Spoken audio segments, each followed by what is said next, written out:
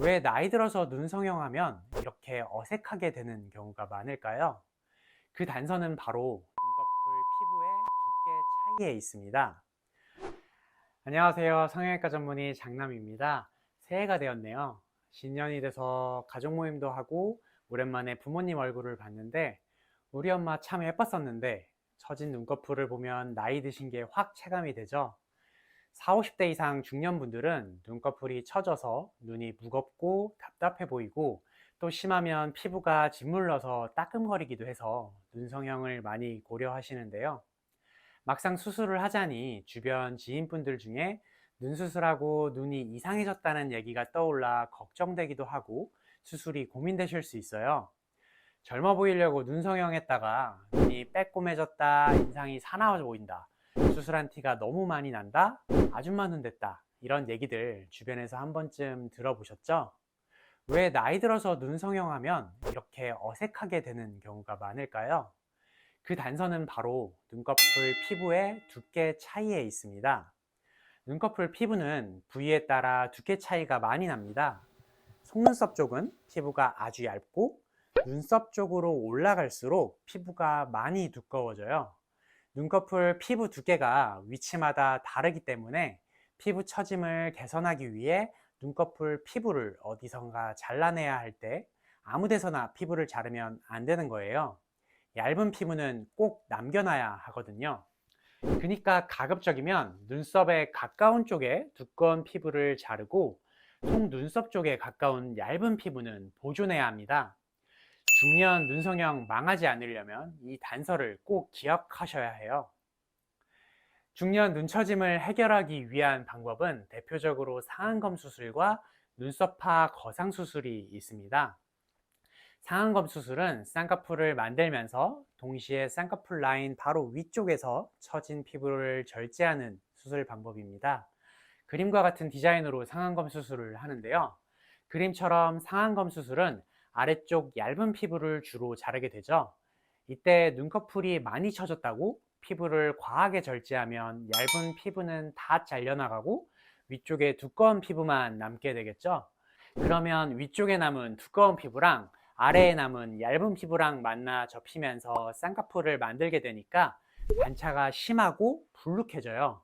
이 불룩함이 바로 빼꼼한 사나운 느낌을 주는 거예요. 얇은 색종이랑 두꺼운 종이로 종이 접기 한다고 생각해 볼까요?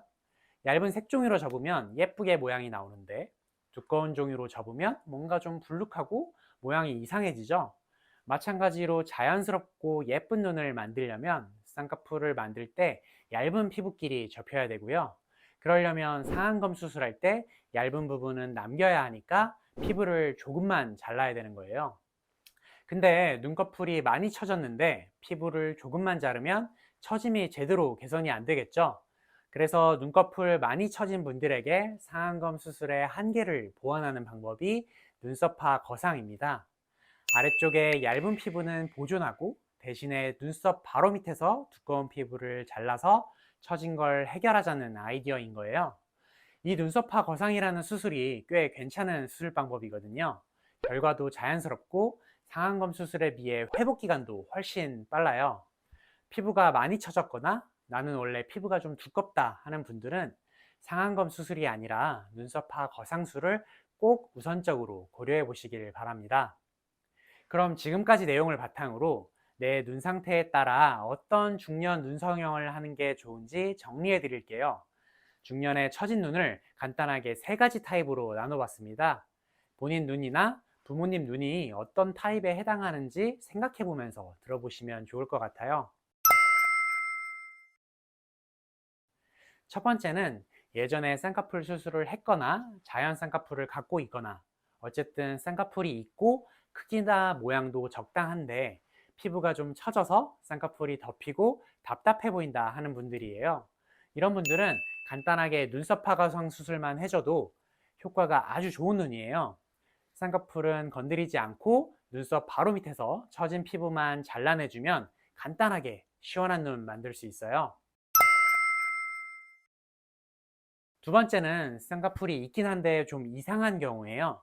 가령 양쪽 쌍꺼풀 라인이 비대칭이라던가 쌍꺼풀이 너무 얇거나 혹은 나이 들면서 쌍꺼풀 라인이 생겼는데 너무 높은 위치에 생겼다던가 눈 위가 푹 꺼져 있는 분들입니다.